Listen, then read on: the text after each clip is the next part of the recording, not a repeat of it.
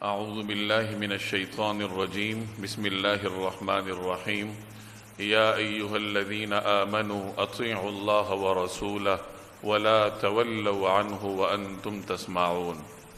یا ایہا الذین آمنوا، اے ایمان والو، اطیعوا اللہ ورسولہ، اللہ اور اس کے رسول کی اطاعت کرو، تابعداری کرو، ولا تولوا عنہ، اور اس سے منہ نہ موڑو، یعنی اس تابعداری سے منہ نہ موڑو، وَأَنْتُمْ تَسْمَعُونَ، جبکہ تم سن رہے ہو۔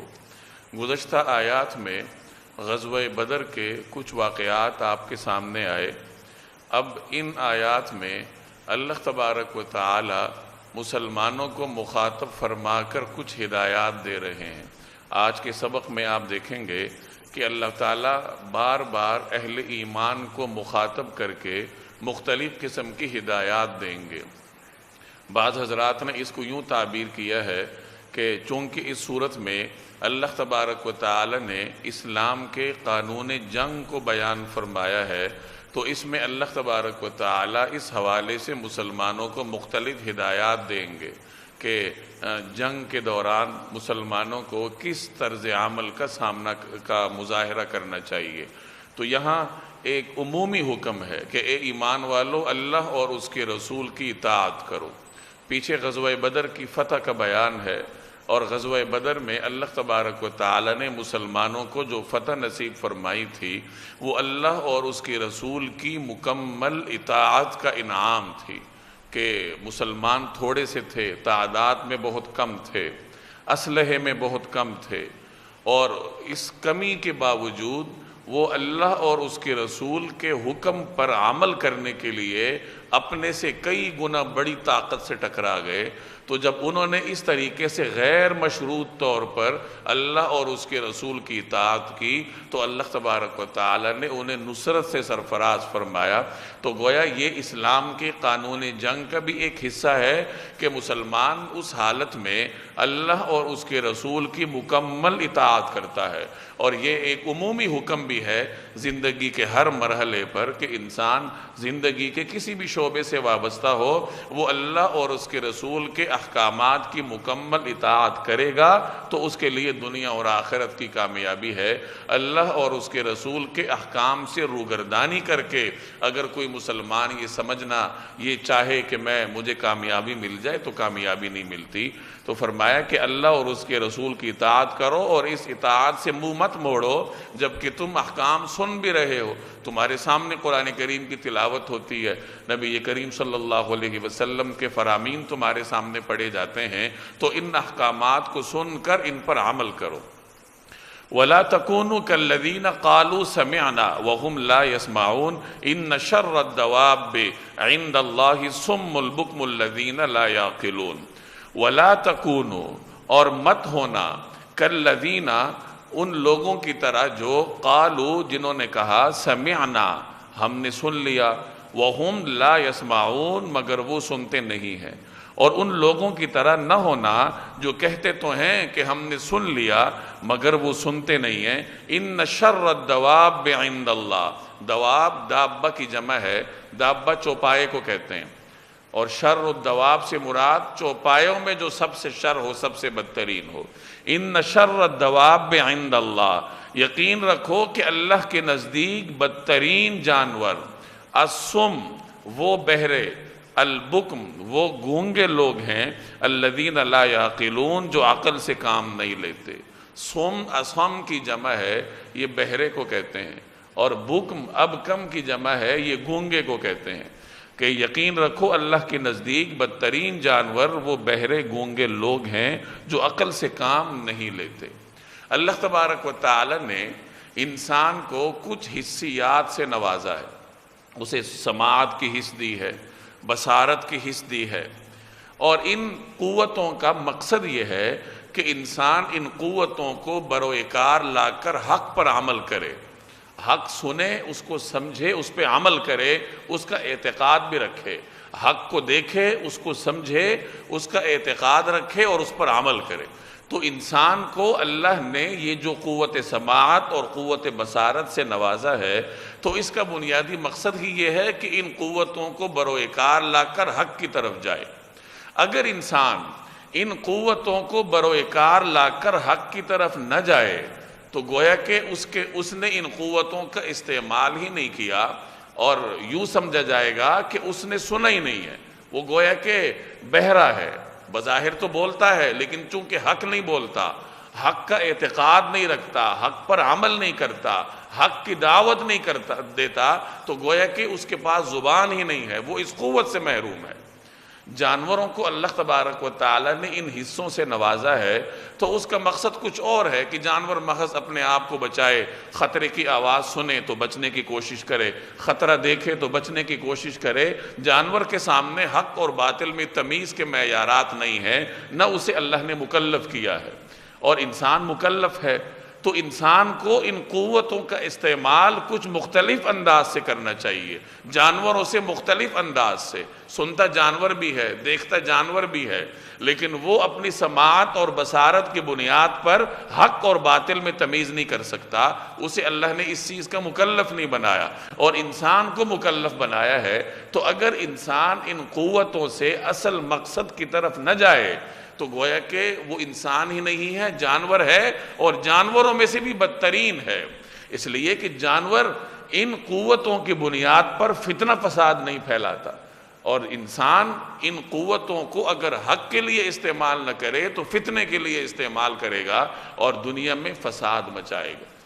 جب آدمی کوئی چیز سنتا ہے اور کوئی چیز اس کی قوت بصارت کے دائرہ کار میں آتی ہے، آپ صرف سماعت کو لے لیں، جب بھی انسان کوئی چیز سنے تو اس کے اوپر 3 چیزیں لازم ہوتی ہیں کہ سن کر اس کو سمجھے، حق بات سنی ہے اس کو سمجھنے کی کوشش کرے۔ دوسرے نمبر پر اس پر لازم ہے کہ اس کا اعتقاد بھی رکھے، یعنی اس حق کو اپنا نظریہ بنا لے اور آخر میں اس پہ عمل کرے۔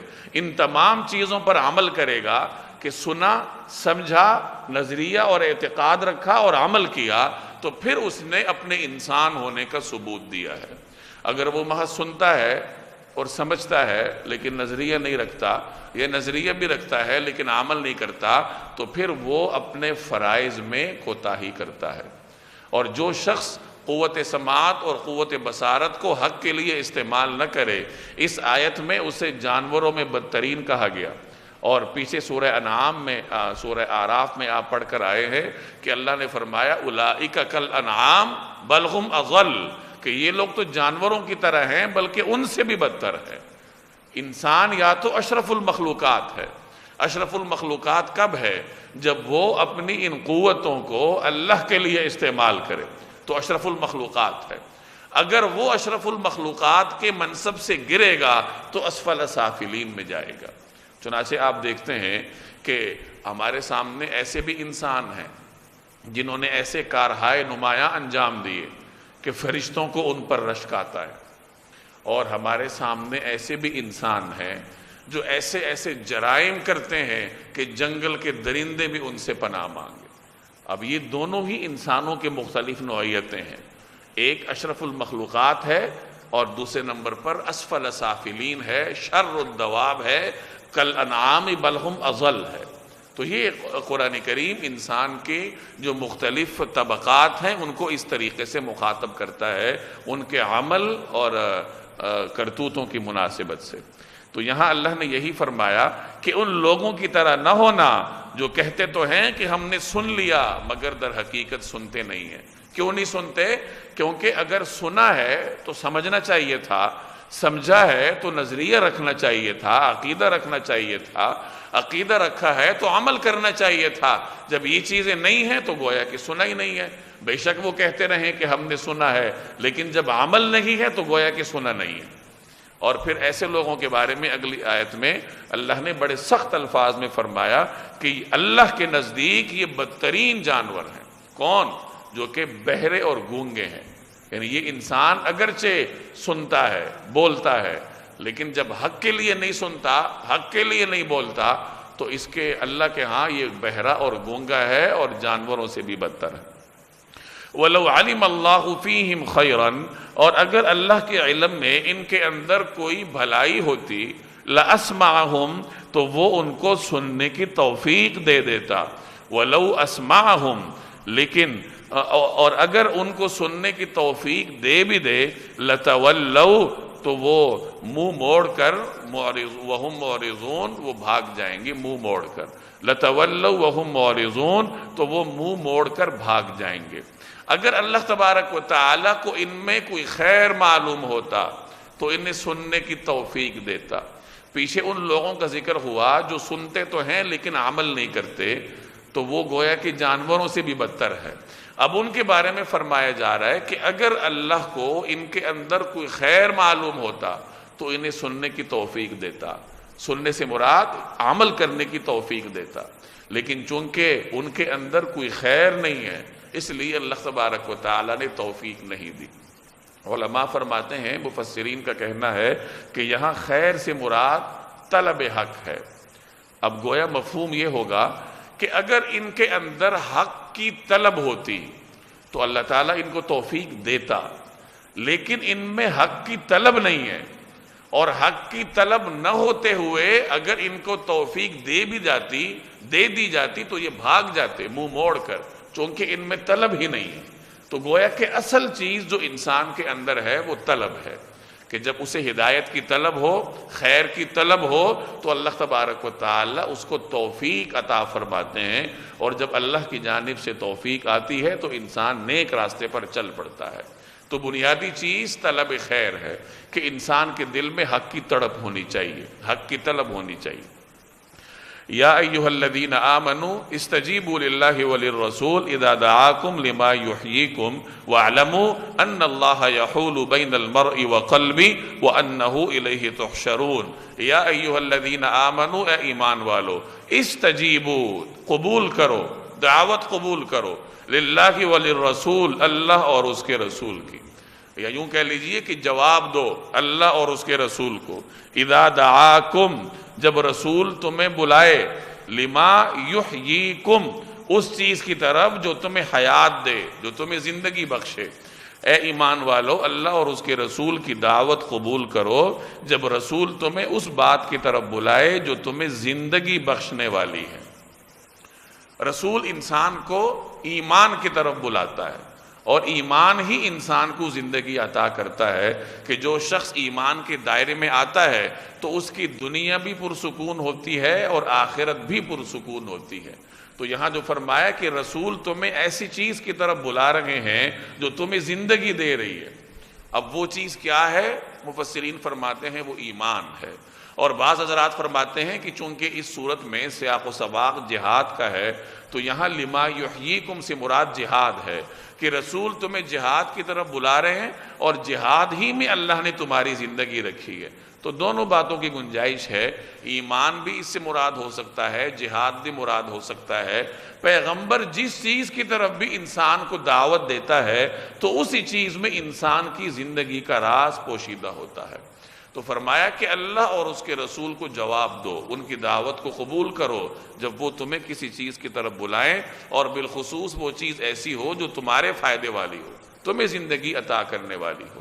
تو ہماری ذمہ داری صرف ہماری ذات تک محدود نہیں ہے، بلکہ ہماری ذمہ داری معاشرے کی بھی ہے، معاشرتی ذمہ داری بھی ہم میں سے ہر ایک کی ہے، کہ جہاں خود نماز پڑھنے کی توفیق اللہ نے دی ہے تو وہاں معاشرے میں نماز کی ترویج کے لیے بھی کوشش کریں، اور اگر امر بالمعروف اور نہی عن المنکر نہیں کریں گے، معاشرے میں پھیلی ہوئی برائیوں کو ختم کرنے کے لیے اپنا کردار ادا نہیں کریں گے، تو پھر ڈرنا چاہیے اس وبال سے، کہ جو وبال صرف گناہگاروں پر نہیں آئے گا بلکہ ان نیکوکاروں کو بھی اپنی لپیٹ میں لے لے گا جو گناہگاروں کو اس ظلم سے، اس گناہ سے باز رکھنے کی کوشش نہیں کرتے تھے۔ تو معلوم ہوا کہ صرف انفرادی ذمہ داریاں ادا نہیں کرنی ہوتی بلکہ معاشرتی ذمہ داریاں جو ہیں وہ بھی ادا کرنی ہوتی۔ اور ڈرو اس وبال سے جو تم میں سے صرف ان لوگوں پر نہیں پڑے گا جنہوں نے ظلم کیا ہوگا، بلکہ وہ کیا ہوگا؟ عمومی ہوگا۔ جنہوں نے اس ظلم کا ارتکاب نہیں کیا ہوگا ان کو بھی اس وبال میں سے حصہ ملے گا۔ کیوں؟ کیونکہ انہوں نے ظالم لوگوں کو روکا نہیں تھا۔ وَعَلَمُوا، اور جان رکھو، ان اللہ شدید العقاب، کہ اللہ تعالیٰ کا عذاب بڑا سخت ہے۔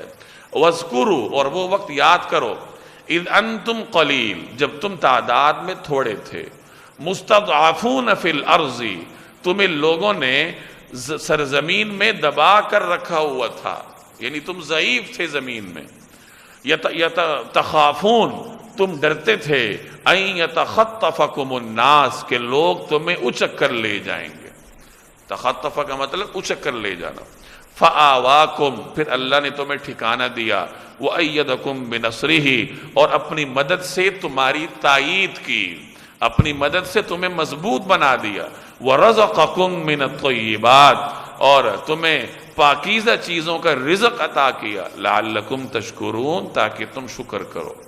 اس آیت میں اللہ نے مسلمانوں کو اپنی نعمتیں یاد دلائی۔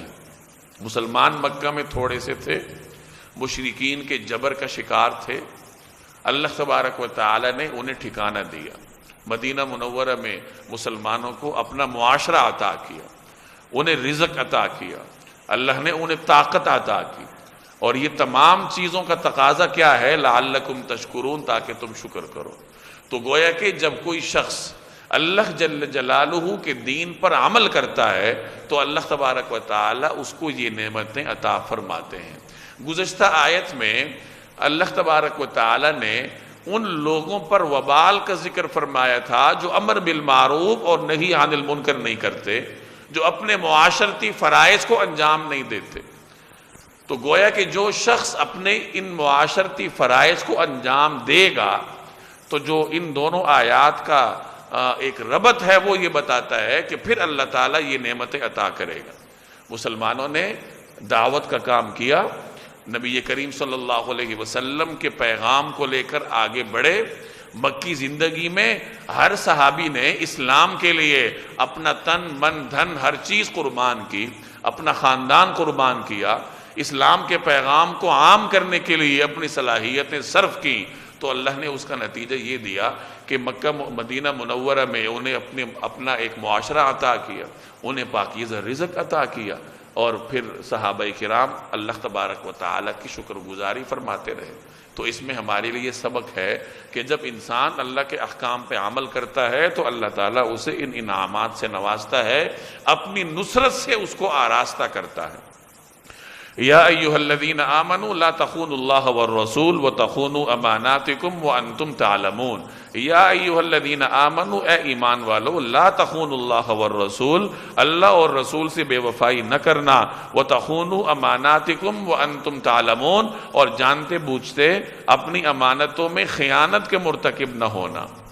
اس رکوع میں یہ تیسری مرتبہ اللہ تعالیٰ اہل ایمان سے مخاطب ہے، یا یوں کہہ لیجئے کہ اسلام کا جو قانون جنگ ہے اس کی تیسری شق اللہ تبارک و تعالیٰ اس رکوع میں بیان فرما رہا ہے، اور ان احکامات کا تعلق صرف جنگ ہی سے نہیں ہوتا بلکہ انسان کی جو مسلمان کی پوری زندگی ہے اس سے ان کا تعلق ہے۔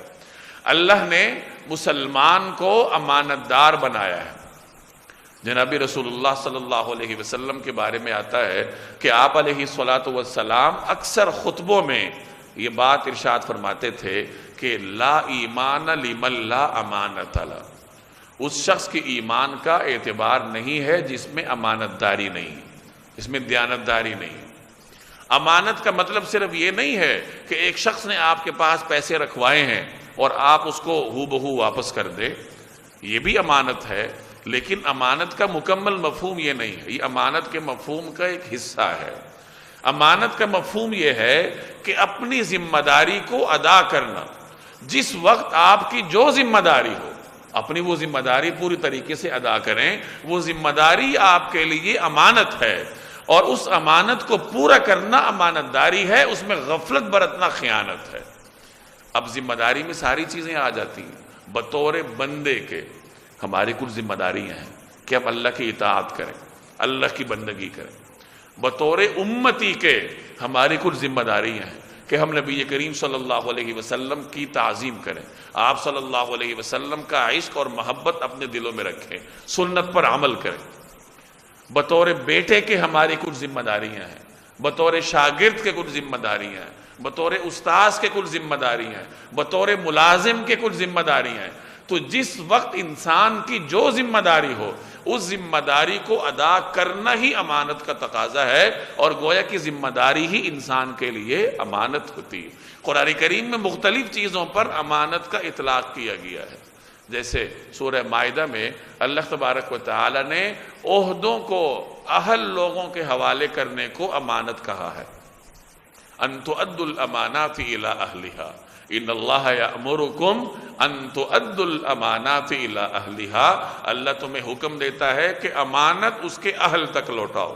اور یہ مفسرین فرماتے ہیں کہ نبی کریم صلی اللہ علیہ وسلم فتح مکہ کے بعد جب بیت اللہ میں تشریف لے گئے تھے اور جب بیت اللہ سے نکل رہے تھے تو اس وقت آپ کی زبان اطہر پر یہ آیت تھی، اور پھر آپ صلی اللہ علیہ وسلم نے عثمان کو بلایا جو کہ بیت اللہ کے کلید بردار تھے اور اب تک مسلمان بھی نہیں ہوئے تھے، عثمان بن ابی طلحہ، اور ان کو بلا کر آپ صلی اللہ علیہ وسلم نے وہ چابی سپرد فرمائی۔ گویا کہ وہ چابی ہی ایک امانت تھی، یا یوں کہہ لیجئے کہ کعبے کی جو کلید برداری تھی وہ ایک عہدہ تھا، اور وہ عہدہ اس کے اہل کے سپرد کرنا تھا۔ تو عہدے اس کے اہل کے سپرد کرنا یہ بھی امانت ہے۔ قرآن کریم میں اس پر امانت کا اطلاق ہوا ہے۔ تو بہرحال امانت کا تعلق انسان کی زندگی کے ہر مرحلے سے ہے۔ جب آپ اپنے آفس میں ہوتے ہیں اور مخصوص وقت کی آپ تنخواہ لیتے ہیں تو وہ تنخواہ ایک امانت ہے، وہ ذمہ داری ایک امانت ہے، اور اس کو ادا کرنے کا طریقہ یہی ہے کہ جو تنخواہ دے رہا ہے اور جن ذمہ داریوں کے عوض دے رہا ہے، جن شرائط کے بنیاد پر دے رہا ہے، اس کی مکمل پابندی کی جائے۔ تو فرمایا یا ایھا الذین آمنوا، اے ایمان والو، لا تخونوا اللہ والرسول، اللہ اور اس کے رسول سے خیانت نہ کرو، بے وفائی نہ کرو۔ اللہ اور اس کے رسول سے خیانت کرنے کا مطلب یہی ہے کہ اللہ اور اس کے رسول کے احکامات پر عمل نہ کیا جائے۔ راز بھی ایک امانت ہوتی ہے۔ تو بہرحال اللہ اور اس کے رسول کے ساتھ وفا کا حکم ہے، اور یہ وفا ہی امانت ہے۔ وَتَخُونُوا أَمَانَاتِكُمْ وَأَنْتُمْ تَعْلَمُونَ، اور اپنی امانتوں میں بھی خیانت نہ کرو جبکہ تم جانتے بوجھتے ہو۔ یعنی آپس میں جو لین دین کے معاملات ہیں، مختلف ذمہ داریاں ہیں، ایک دوسرے پر کوئی ذمہ داری لگاتا ہے، تو یہ تمام ذمہ داریاں ادا کرنا یہ امانت ہے۔ آپ جہاں بیٹھتے ہیں کسی مجلس میں، اس مجلس میں کچھ باتیں ہوتی ہیں، وہ باتیں دوسری جگہ جا کر نقل کرنا یہ بھی امانت کے خلاف۔ المجالس بالامانہ، حدیث میں مجلس کو بھی امانت کہا گیا۔ ایک کی بات دوسرے تک پہنچانا یہ امانت کے خلاف ہے۔ المستشار مؤتمن، اس حدیث میں مشورے کو امانت کہا گیا۔ جس سے مشورہ لیا جائے وہ ایک قسم کا امانت دار ہوتا ہے، وہ مشورے کو امانت سمجھ کر مشورہ دے گا۔ تو خلاصہ یہ نکلا کہ امانت کا جو مفہوم ہے وہ پوری زندگی کو محیط ہے۔ وَاعْلَمُوا، اور جان لو، انما اموالکم واولادکم فتنہ، کہ تمہارے مال اور تمہاری اولاد ایک آزمائش ہیں۔ وَأَنَّ اللَّهَ عِندَهُ أَجْرٌ عَظِيمٌ، اور یہ کہ عظیم انعام اللہ ہی کے پاس ہے۔ عام طور پر انسان جو خیانت کرتا ہے امانت میں، اس کے بنیادی اسباب مال اور اولاد ہیں۔ مال کی ہوس میں وہ امانت میں خیانت کرے گا، اولاد کو زیادہ دینے کی ہوس میں امانت میں خیانت کرے گا۔ تو یہ دو چیزیں انسان کے لیے آزمائش بنتی ہیں، اور اگر انسان اس آزمائش پر پورا نہ اترے تو یہی دو چیزیں انسان کو امانتوں میں خیانت کرنے پر مجبور کرتی ہیں۔ اولاد کی بے جا محبت انسان کو دوسرے کا حق مارنے پر اکساتی ہے، مال کی بے جا ہوس انسان کو دوسرے کا حق مارنے پر اکساتی ہے۔ اس لیے اللہ نے بطور خاص ان دو چیزوں کا ذکر فرمایا۔ یا ایھا الذین آمنوا ان تتقوا اللہ یجعل لکم فرقانا ویکفر عنکم سیئاتکم ویغفر لکم واللہ ذو الفضل العظیم۔ یا ایھا الذین آمنوا، اے ایمان والو، ان تتقوا اللہ، اگر تم تقوی اختیار کرو گے اللہ کا، اگر تم اللہ کے ساتھ تقوی کی روش اختیار کرو گے، یجعل لکم فرقانا، تو وہ تمہیں تمیز عطا کر دے گا، وَيُكَفِّرْ عَنْكُمْ سَيِّئَاتِكُمْ، اور تمہاری برائیوں کا کفارہ کر دے گا، وَيَغْفِرْ لَكُمْ، تمہیں مغفرت سے نواز دے گا، وَاللَّهُ ذُو الْفَضْلِ الْعَظِيمِ، اور اللہ فضل عظیم کا مالک ہے۔ آج کے سبق میں یہ چوتھی آیت ہے جس میں اللہ تعالیٰ اہل ایمان کو یا ایھا الذین آمنوا کہہ کر مخاطب کر رہا ہے۔ ایک حکم دیا جا رہا ہے جس کا تعلق ہماری پوری زندگی سے ہے، اور وہ کیا؟ اللہ کا خوف اپنے دل میں پیدا کرو، تقوی اپنے دل میں پیدا کرو۔ جب اپنے دلوں میں تقوی پیدا کرو گے تو اس پر اللہ تمہیں کیا انعامات دے گا؟ پہلا انعام یہ دے گا کہ تمہیں فرقان نصیب کرے گا۔ فرقان کس کو کہتے ہیں؟ فرقان کا مطلب حق اور باطل میں تمیز ہے۔ تو گویا کہ تقوی کی وجہ سے انسان کو اللہ یہ صلاحیت عطا کرتا ہے کہ وہ حق اور باطل میں تمیز کرنے کے قابل ہوتا ہے کہ یہ حق ہے اور یہ باطل ہے، میں نے حق کی طرف جانا ہے اور باطل سے رکنا ہے۔ اور بعض حضرات فرماتے ہیں کہ فرقان سے مراد اللہ کی مدد بھی ہوتی ہے، نصرت الہیہ بھی ہوتی ہے۔ تو گویا مطلب یہ ہوگا دوسرا انعام کیا ہے؟ وَيُكَفِّرْ عَنْكُمْ سَيِّئَاتِكُمْ، تمہاری سیئات کا کفارہ کر دے گا، یعنی جو تمہاری گناہ ہیں، تمہاری لغزشیں ہیں، اللہ تعالیٰ ان کو معاف کر دے گا، ان کا کفارہ کر دے گا۔ اور تیسرا انعام کیا ہے؟ وَيَغْفِرْ لَكُمْ، تمہاری مغفرت فرما دے گا، گناہوں کا بھی کفارہ ہو گیا، مغفرت بھی ہو گئی، تو بس انسان کی دنیا بھی روشن اور آخرت بھی روشن۔ اور فرمایا کہ اللہ تعالیٰ فضل عظیم کا مالک ہے، یعنی وہ فضل عظیم کا مالک ہے، اسی کا تقوی دلوں میں اختیار کرو گے تو تم دنیا میں بھی کامیاب ہوگے اور آخرت میں بھی کامیاب۔ وَإِذْ يَمْكُرُ بِكَ الَّذِينَ كَفَرُوا لِيُثْبِتُوكَ أَوْ يَقْتُلُوكَ أَوْ يُخْرِجُوكَ وَيَمْكُرُونَ وَيَمْكُرُ اللَّهُ وَاللَّهُ خَيْرُ الْمَاكِرِينَ۔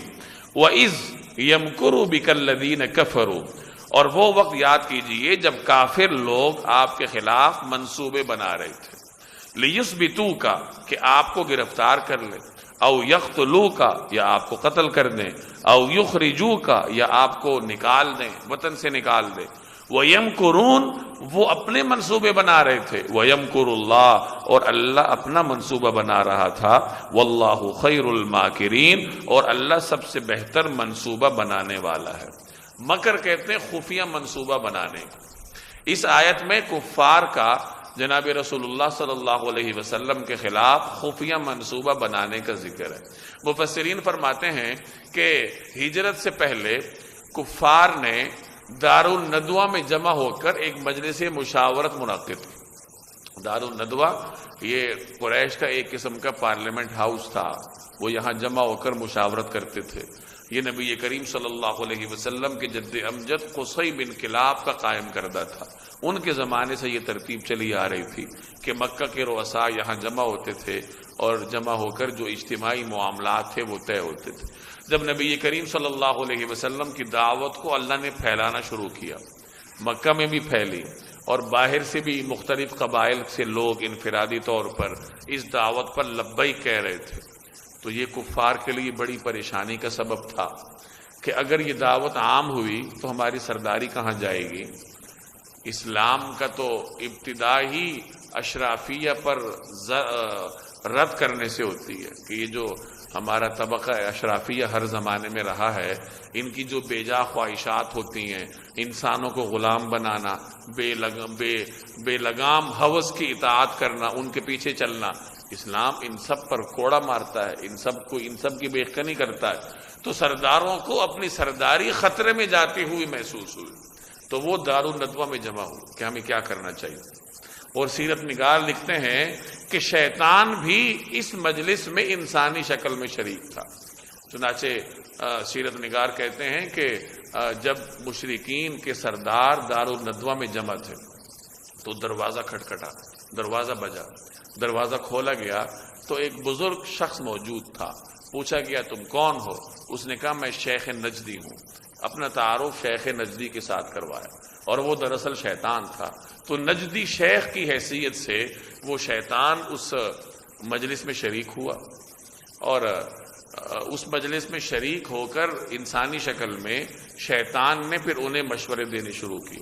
اب وہاں مختلف قسم کے مشورے ہو رہے تھے کہ نبی کریم صلی اللہ علیہ وسلم کی اس دعوت کا راستہ کیسے روکا جائے۔ تو کسی نے کہا العیاذ باللہ کہ نبی کریم صلی اللہ علیہ وسلم کو گرفتار کیا جائے، پابند سلاسل کیا جائے۔ تو شیطان جو وہاں شیخ کی شکل میں تھا اس نے اس منصوبے کو رد کیا۔ اس نے کہا یہ مشورہ ٹھیک نہیں ہے۔ ایک مشورہ پیش ہوا کہ جلا وطن کر دیا جائے، یہ مشورہ بھی اس نے رد کیا۔ جو وہاں دانشور کی حیثیت سے موجود تھا شیطان کہنے لگا کہ ان کی زبان میں تو بڑی تاثیر ہے، جہاں تشریف لے جائیں گے وہاں لوگ ان کے کلمہ گو ہو جائیں گے، ان کے تابع فرمان ہو جائیں گے، تو جلا وطنی بھی اس مسئلے کا حل نہیں۔ پھر ایک تجویز یہ پیش ہوئی، ابو جہل کی جانب سے آئی تھی کہ الیاذ باللہ ہم نبی کریم صلی اللہ علیہ وسلم کو جانی نقصان پہنچاتے ہیں، ہم قتل کر دیتے ہیں، الیاذ باللہ۔ اور طریقہ اس نے یہ بتایا کہ سب قبائل سے مختلف نوجوان مل جائیں اور یکبارگی وہ نبی کریم صلی اللہ علیہ وسلم پر الیاذ باللہ وار کریں، تاکہ قاتل کے طور پر سارے قبائل ملوث ہوں۔ پھر بنو ہاشم کس کس سے قصاص لیں گے، کس کس کے ساتھ لڑیں گے، تو پھر نتیجہ یہ ہوگا کہ ہم سارے مل کر دیت دے دیں گے بنو ہاشم کو، تو ہمارا مقصد بھی حل ہو جائے گا اور ہمیں کسی خانہ جنگی سے بھی نہیں گزرنا پڑے گا۔ اس تجویز کو شیطان نے منظور کیا، اور پھر اسی تجویز پر رات کے وقت جناب نبی کریم صلی اللہ علیہ وسلم کے گھر کا گھیراؤ کیا۔ اللہ تبارک و تعالیٰ کو کچھ اور منظور تھا، چنانچہ نبی کریم صلی اللہ علیہ وسلم رات کے وقت اپنے گھر سے نکلے، اللہ کے حکم سے آپ علیہ الصلاۃ والتسلیمات نے اپنی مٹھی مبارک میں کچھ خاک لی اور وہ کفار کی طرف اچھالی، چنانچہ ہر کافر کی آنکھوں میں وہ خاک گئی، اور حضور صلی اللہ علیہ وسلم یہ آیت پڑھتے ہوئے وہاں سے تشریف لے گئے، وَجَعَلْنَا مِن بَيْنِ أَيْدِيهِمْ سَدًّا وَمِنْ خَلْفِهِمْ سَدًّا فَأَغْشَيْنَاهُمْ وَهُمْ لَا يُبْصِرُونَ۔ یہ پڑھتے ہوئے آپ ان کے درمیان سے تشریف لے گئے اور کسی کو خبر بھی نہ ہو سکے۔ پیچھے اپنے بستر پر آپ صلی اللہ علیہ وسلم سیدنا علی رضی اللہ تعالی عنہ کو سلا کر آئے تھے، کیونکہ عین اس وقت بھی آپ صلی اللہ علیہ وسلم کے پاس انہی جانی دشمنوں کی امانتیں رکھی ہوئی تھیں، اور ان امانتوں کو اپنے مالکان تک پہنچانے کے لیے آپ صلی اللہ علیہ وسلم نے حضرت علی رضی اللہ تعالی عنہ کا انتخاب فرمایا۔ تو اس طریقے سے اللہ نے حضور علیہ الصلاۃ والسلام کی حفاظت فرمائی۔ اس آیت میں اس کا ذکر ہے کہ جب کافر لوگ آپ کے خلاف خفیہ تدبیریں کر رہے تھے، کیا لیثبتوا کہ آپ کو گرفتار کر لیں، او یقتلوک یا قتل کر دیں، او یخرجوک یا نکال دیں، اب وہ یہ منصوبے بنا رہے تھے، ادھر یہ منصوبے بنا رہے تھے، ادھر اللہ کی خفیہ تدبیر عمل میں آئی، اور اللہ تبارک و تعالیٰ کی خفیہ تدبیر کے آگے کس کی تدبیر چل سکتی؟ چنانچہ اللہ نے اپنے حبیب کو بحفاظت ان کے گھیرے سے نکالا۔